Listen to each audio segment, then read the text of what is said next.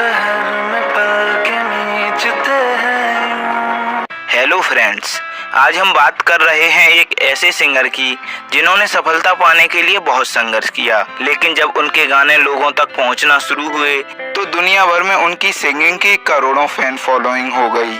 और लम्हे तू कहीं मत जा। अरिजीत अब इतने बिजी सिंगर हैं कि आज के टाइम में बॉलीवुड में रिलीज होने वाली लगभग हर फिल्म में अरिजीत का गाना होता है।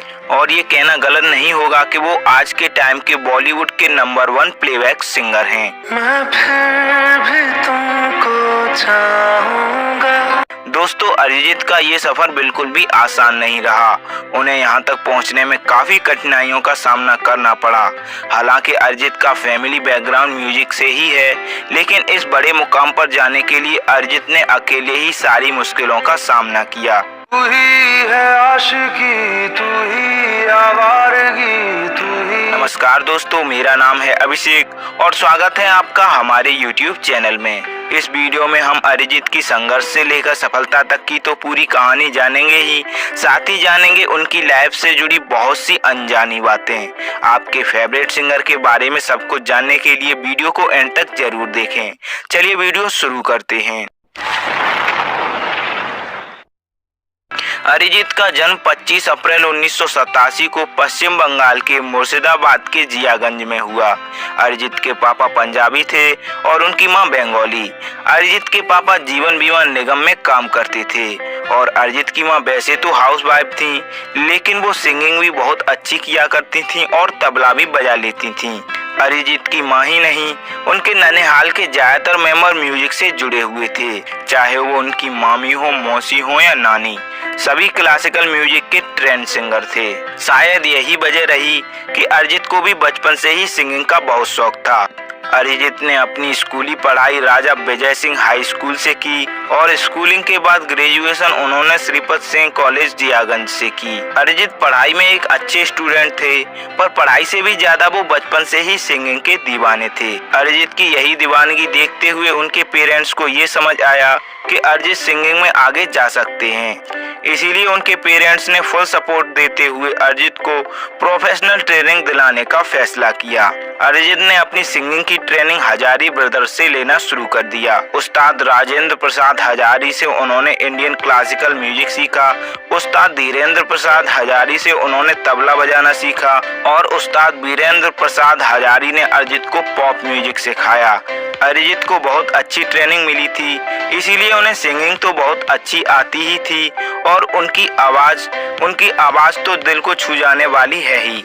अब अरिजीत को इंतजार था एक मौके का, एक ऐसा मौका जो उन्हें आगे लेकर जाए। साल 2005 में अरिजीत एक रियलिटी शो में पार्टिसिपेट करने अपना शहर जियागंज छोड़कर मुंबई आ गए। ये रियलिटी शो था सोनी टीवी पर आया सिंगिंग शो फेम गुरुकुल। इस शो में एक जज शंकर महादेवन भी थे और इसीलिए अरिजीत इस शो का हिस्सा होना चाहते थे। कई राउंड ऑडिशन के बाद अरिजीत का शो में सिलेक्शन हो गया। अब अरिजीत ने अपनी परफॉर्मेंस दिखाना शुरू की। उनकी सोलफुल वॉइस जजेस को बहुत अच्छी लग रही थी और सबको लग रहा था कि वो टॉप रनर अप तो रहेंगे ही, लेकिन वोटिंग में कमी की वजह से अरिजीत का सफर उस शो में 6th पोजीशन पर ही रुक गया। वो टॉप 5 का भी हिस्सा ना हो सके।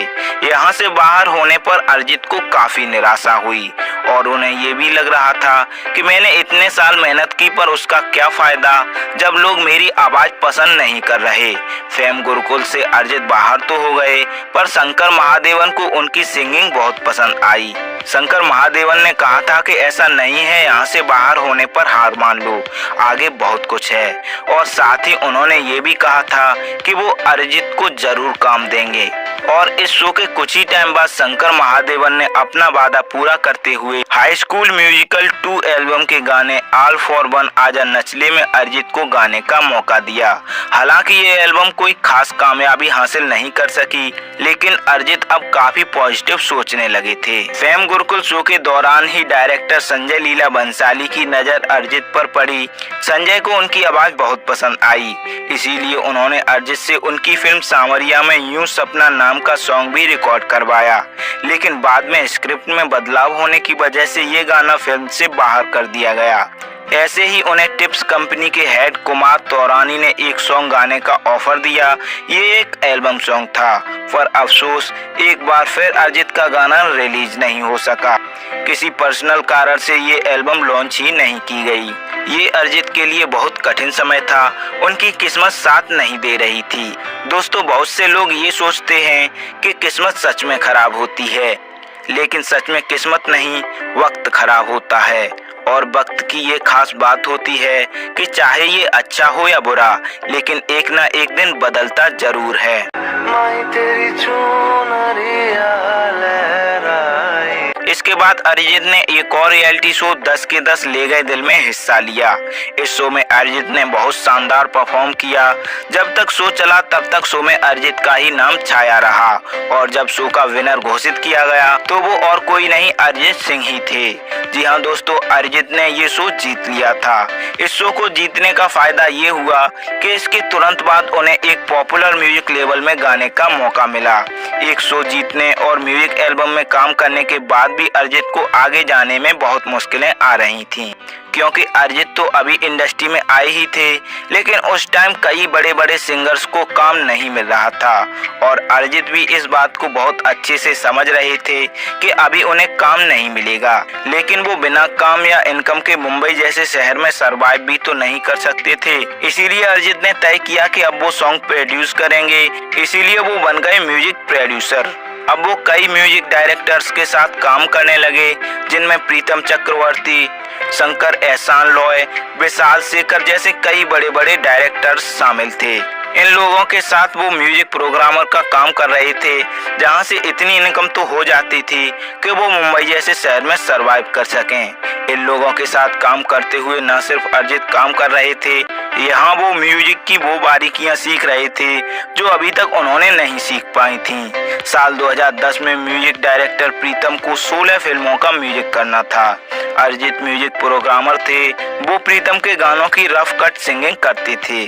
अरिजीत की आवाज काफी सुरीली थी, तो अब प्रीतम को लगा कि अरिजीत इतने अच्छे सिंगर हैं, क्यों ना कुछ सॉन्ग अरिजीत से ही रिकॉर्ड कराए जाएं।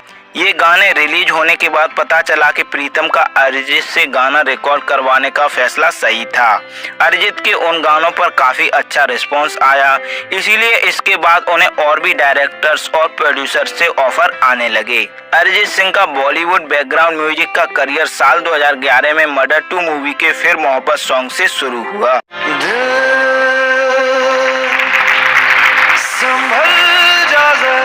दोस्तों, आपको जानकर हैरानी होगी कि फिर मोहब्बत सॉन्ग 2009 में ही रिकॉर्ड कर लिया गया था, पर परफेक्ट मूवी न मिल पाने की वजह से ये सॉन्ग 2 साल पेंडिंग में पड़ा रहा। और जब 2011 में ये सॉन्ग रिलीज हुआ तो लोगों को ये गाना काफी पसंद आया। अरिजीत का पहला बॉलीवुड सॉन्ग ही सुपरहिट रहा। अरिजीत का दूसरा सुपरहिट सॉन्ग साल 2012 में रिलीज हुई फिल्म एजेंट विनोद में आया, जिसका टाइटल था राब्ता। इसके बाद साल 2013 में उन्होंने आशिकी 2 मूवी में तुम ही हो गाने में अपनी आवाज दी, और इसी गाने ने अरिजीत की जिंदगी बदल कर रख दी। क्योंकि तुम ही हो, अब तुम ही हो। इस सॉन्ग ने अरिजीत की फैन फॉलोइंग और डिमांड इतनी बढ़ा दी कि उनके पास सॉन्ग्स के ढेरों ऑफर आने लगे। ये सॉन्ग न सिर्फ 2013 में सबसे ज्यादा सुना जाने वाला सॉन्ग था, बल्कि लाखों लोगों के लिए एवरग्रीन बन गया। तुम ही हो सॉन्ग के लिए अरिजीत को फिल्म फेयर अवार्ड में बेस्ट मेल सिंगर का अवार्ड तो मिला ही, साथ ही और भी बहुत से अवार्ड मिले। इसके बाद अरिजीत के अवार्ड्स और सुपरहिट सॉन्ग्स का सिलसिला शुरू हो गया, और अरिजीत सिंह की आवाज से प्रभावित होकर बहुत से लोग उनकी जैसी सिंगिंग में रुचि दिखाने लगे। अरिजीत सिंह के सुपरहिट सॉन्ग्स की लिस्ट बहुत लंबी है, पर बात करें उन गानों की जिनकी वजह से उन्हें सक्सेस मिलती गई, तो वो है फिर मोहब्बत, एजेंट विनोद फिल्म का राब्ता, आशिकी 2 का तुम ही हो, ये जवानी है दीवानी मूवी के दिल्ली वाली गर्लफ्रेंड, कबीरा, इलाही और बलम पिचकारी, फटा पोस्टर निकला हीरो का मैं रंग शरबतों का, आर राजकुमार का धोखाधड़ी, जैकपॉट मूवी का कभी जो बादल बरसे, ये सब उनके शुरुआती सुपरहिट सॉन्ग थे, जिनमें उनका अपना खुद का फेवरेट सॉन्ग कभी जो बादल बरसे रहा। कभी जो बादल बरसे मैं देखूं तुझे। आशिकी 2 के बाद अरिजीत पर इतना काम आ गया था कि उन्होंने एक दिन में 16 गाने रिकॉर्ड किए थे। उनके पास टाइम की इतनी कमी थी कि वो ठीक से सो भी नहीं पाते थे। दोस्तों, इसे ही बोलते हैं असली सक्सेस। अरिजीत 2013 से अब तक लगभग 700 से भी ज्यादा सॉन्ग गा चुके हैं। ऐ वतन वतन मेरे आबाद रहे तू। दोस्तों, चलिए अब अरिजीत की पर्सनल लाइफ के बारे में बात करते हैं। आप लोगों में से बहुत से लोग ये नहीं जानते होंगे कि अरिजीत सिंह ने 2 शादियां की हैं। अरिजीत की पहली शादी उनके रियलिटी शो की को कंटेस्टेंट के साथ हुई। शो के दौरान दोनों मिले और कुछ दिन के बाद प्यार हो गया, तो उन्होंने फैसला किया कि वो दोनों शादी कर लेते हैं। उन दोनों ने साल 2013 में शादी कर ली, लेकिन शादी के कुछ दिन बाद ही उन दोनों में अंडरस्टैंडिंग नहीं रही। इसके बाद ये रिश्ता टूट गया और दोनों ने डिवोर्स ले लिया। इसके बाद साल 2014 में अरिजीत ने अपनी बचपन की दोस्त कोयल रॉय से शादी कर ली। अरिजीत की तरह कोयल भी पहले से शादीशुदा थी और उनकी भी शादी सक्सेस नहीं रही थी। अरिजीत की दूसरी पत्नी पर अपने पहले पति से एक बच्ची है जो अरिजीत और कोयल के साथ ही रहती है। अरिजीत ने अपनी दूसरी शादी चुपचाप की थी और उस टाइम किसी को उनकी शादी की भनक भी नहीं लगी थी। एक इंटरव्यू में जब उनसे पूछा गया कि क्या आपने शादी कर ली है, तो उन्होंने इसका कोई जवाब नहीं दिया। फिर कुछ साल बाद अरिजीत ने खुद ही फोटो शेयर करते हुए ये बात सबको बता दी। फ्रेंड्स, चलिए अब बात करते हैं अरिजीत सिंह और सलमान खान के बीच हुई कंट्रोवर्सी की। साल 2014 में स्टार गिल्ड अवार्ड में सलमान खान और रितेश देशमुख होस्ट कर रहे थे। जब बारी आई बेस्ट सिंगर ऑफ 2013 के विनर की, तो सलमान खान ने अरिजीत सिंह का नाम लिया। नाम सुन के अरिजीत सिंह को स्टेज पर आने में कुछ सेकंड ज्यादा लग गए। इसीलिए जब वो स्टेज पर पहुंचे तो सलमान खान ने मजाक करते हुए पूछा, सो गए थे क्या? तो इसका जवाब देते हुए अरिजीत सिंह ने बोला कि आप लोगों ने सुला दिया। फिर सलमान ने बोला कि गाने ऐसे गाओगे तो लोग सोएंगे ही ना। साथ ही सलमान ने उनके गाने तुम ही हो की एक लाइन भी बोली, तो इस पर सब हंसने लगे, अरिजीत सिंह सहित। फिर सलमान ने अरिजीत सिंह को गाना गाने को बोला तो अरिजीत ने गाना गा दिया। गाना सुनकर सलमान बोले, माशाअल्लाह आपकी आवाज डिजर्विंग है, इसीलिए आपको ये अवार्ड मिला। इस पूरी कन्वर्सेशन में कोई बात ऐसी नहीं थी जिसमें अरिजीत ने कुछ गलत बोला। सिर्फ उन्होंने ये बोला कि आप लोगों ने सुला दिया, और शायद इसी में सलमान खान को लगा कि अरिजीत का बिहेवियर उनके लिए सही नहीं है। इसीलिए सलमान खान ने अपनी फिल्मों से अरिजीत के गाने हटवा दिए।